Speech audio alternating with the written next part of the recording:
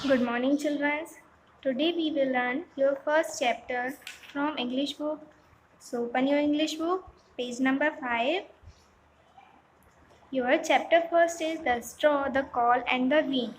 इस चैप्टर में straw means तिनके, coal means कोयला और wind means एक जो क्या होती है सेम उसके बारे में बात की है। तो आइए हम इसको रीड करेंगे।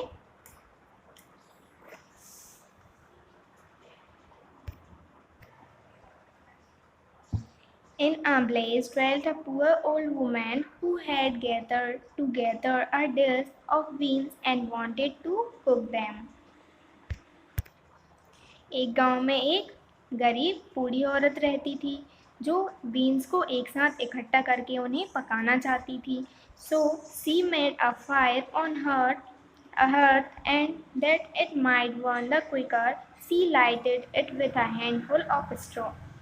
तो उसने क्या करी, आग जलाई चूल्हे में और उसको और तेज जलाने के लिए उसमें क्या किया, एक मुट्ठी भर तिनके जो है भूसा है वो डाल दिया। When she was emptying the bean into the pan, one dropped without her observing it and lay on the ground beside a straw. ठीक है, जब वो कढ़ाई में बीन्स को खाली कर रही थी तो एक जो बीन होती है वो उसकी पहुंच से दूर नीचे स्ट्रॉ के पास में जाके गिर जाती है, तिनकी के पास में जाके गिर जाती है। And soon afterwards a burning coal from the fire leap down to the two. और क्या होता है, तभी जल्दी ही एक जो कोल होता है जलता हुआ कोयला वो भी आग से बाहर निकल के बाहर आ जाता है। Then the straw began and said, dear friends from where do you come here. तब स्ट्रॉ क्या बोलता है कि डियर फ्रेंड्स आप लोग यहाँ पे कैसे आए या यहाँ पे क्या कर रहे हैं। The coal replied, I fortunately spring out of the fire and if I had not escaped by sea force my death would be have been certain, I should have been burned to ash. तब कोयला क्या reply करता है कि मैं अपने सौभाग्य से वहाँ से आग से निकल के भाग आया और अगर मैं नहीं भागता तो मेरी मृत्यु निश्चित थी, मैं आग में जलकर राख बन जाता। The bean said, I too have escaped with a whole skin, but if the old woman had got me into the pan, I should have been made into broth without any mercy, like my friends. तबीन क्या बोलती है कि मैं भी सौभाग्य से वहाँ से बचकर भाग आई हूँ। अगर मैं वो बूढ़ी औरत मुझे कढ़ाई में डाल देती तो मैं भी मर जाती बिना किसी दया के, जैसे मेरे दोस्त। And would a better fate have fallen to my lord, said the straw, the old woman has destroyed all my brother in fire and smoke, she seized 60 of at once and took their lives. तब straw भी यही बात बोलता है और क्या बोलता है कि जो वुमेन है उसने मेरे सभी भाइयों को आग में जलाकर धुएं में उड़ा दिया है और जो और 60 हैं उसको जब्त कर लिया है। I luckily slipped through her fingers but what are we do to now, said the coal.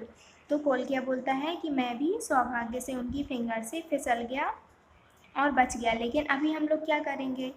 I think, answer the bean, that as we have so fortunately escaped that we should keep together like good companions and lest a new mischance should overtake us here.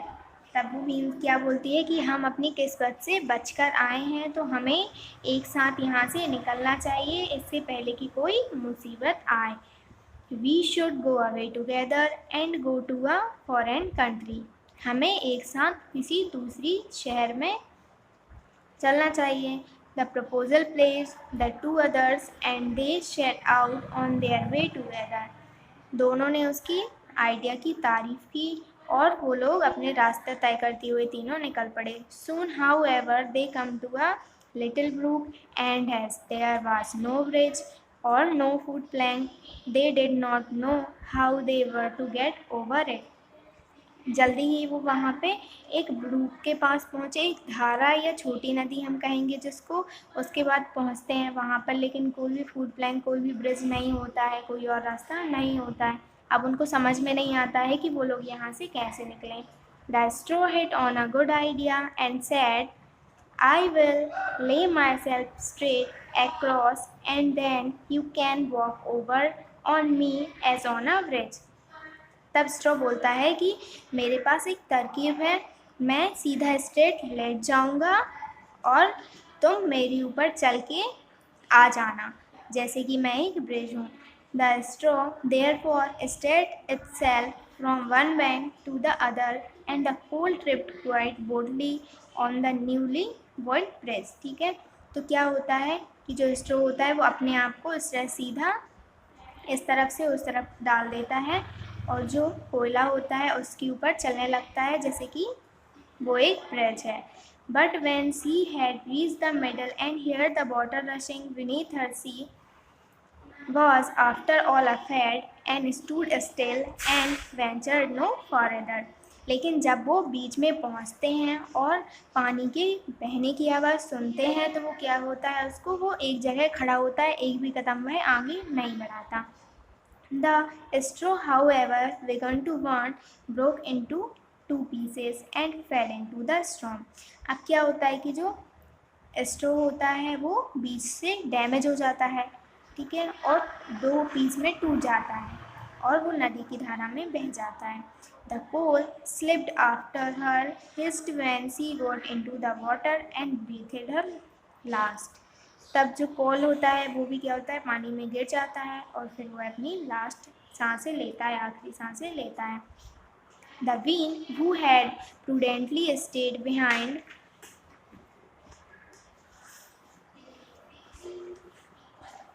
on the shore could not but laugh at the event, was unable to stop and laughed so hardly that she was. और जो been जो किनारे पर खड़ी होकर ये सब देख रही थी, उसको ये सब देख के इतनी ज़ोर से हंसी आई, वो इतने दिल से हंसी कि वो बीच में से फट गई। It would you have been all over with her likewise if by good fortune a tailor who was travelling in search of work had not sat down to rest by the brook. उसकी सबके जैसे ही हालत होती, लेकिन उसका जो सौभाग्य था, उसके सौभाग्य से एक टेलर वहाँ से गुज़र रहा था और वो आराम करने के लिए उसी ब्रूक के पास पहुँचता है। As he had a compassionate heart, he pulled out his needle and thread and sewed her together.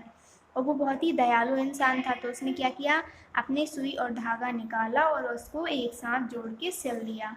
The bean thanked him most prettily, but as the tailor used black thread, all beans since then have a black seam. तो क्या हुआ, जो been थी उसने उसको बहुत ही दिल से थैंक यू बोला और चूँकि टेलर ने ब्लैक कलर का धागा यूज़ किया था उसको सिलने के लिए, तो आज तक की हम सभी बीन्स में एक ब्लैक कलर की लाइन देखते हैं। ठीक है, तो ये आपका चैप्टर था। अब हम एक्सरसाइज देखेंगे। यहाँ पे आपको टिक द करेक्ट ऑप्शन दिए हैं। The old women collected beans straw coal to cook her food, coal jumped out of hearth, soon the bean, coal and straw come across brook with no bridge or no foot plank. Bean and coal fell down in the brook. इसका क्या हो जाएगा, coal and straw. The seam of the beans are always black because use tailor black thread used to sew it.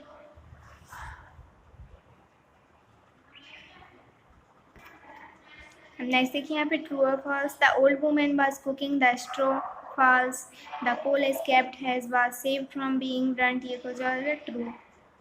The old women took 60 beans at one time and cook them, तो ये क्या हो जाएगा, wrong, क्योंकि उसने 60 जो straw थे उसको अपने कब्जे में करा था। The bean and the straw got drown in the river, तो ये भी क्या हो जाएगा, फॉल्स हो जाएगा, क्योंकि वहाँ पे स्ट्रॉ एंड कॉल गए थे। The trailer sewed the bean and saved her life, ये क्या हो जाएगा, ट्रू हो जाएगा। हर्डनीस चूल्हा, floor of the fireplace, जहाँ पे आग जलाई जाती है। Companion is the one with whom you play or travel। Brook, a small stream। Compassionate means very kind hearted. Sew, join using stitch. अब देखिए हम स्ट्रोक को क्या बोल सकते हैं, अर्थ, ब्लो को अंडर, लकीली का फॉर्चुनेटली, केयरिंग को लविंग, ब्रदर्स को बडी, लिव्ड को ड्वेल्ट।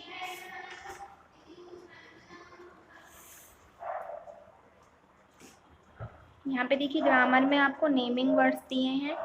नेमिंग वर्ड्स में हमको पहले कलेक्टिव नाउन्स दिया है। Collective nouns are the name for a collection और अ नंबर ऑफ पीपल और things. For example words like group, herd और कलेक्टिव नाउन्स। तो कलेक्टिव नाउन्स क्या होते हैं, किसी भी नंबर, प्यूपल, उनके जो थिंग होती हैं उनका क्या होता है, ग्रुप। ठीक है, किसी भी प्यूपल, नंबर या थिंग्स के जो ग्रुप होते हैं वो क्या कहलाते हैं, कलेक्टिव, जहाँ पे बहुत सारी चीज़ें इकट्ठा कलेक्ट हों। Like group, head and council. ठीक है, इनको भी हम क्या बोल सकते हैं, कलेक्टिव नाउन। हेड मीन्स क्या होता है, झुंड, the herd of animals in grazing, the council of ministers is meeting today. Given below is the list of some common collective noun. यहाँ पे हमको कुछ कलेक्टिव नाउन की एग्जाम्पल दिए हैं। अ class of students, a army of soldiers, a choir of singers, Miss Goonj, a crew of soldiers, a band of musicians, a catch of fish, an army of ants, a flight of birds, a flock of birds, a whole of fish। ठीक है, तो ये क्या है, collective noun के example जहाँ पे बहुत सारी एक साथ चीज़ें कलेक्ट होती हैं।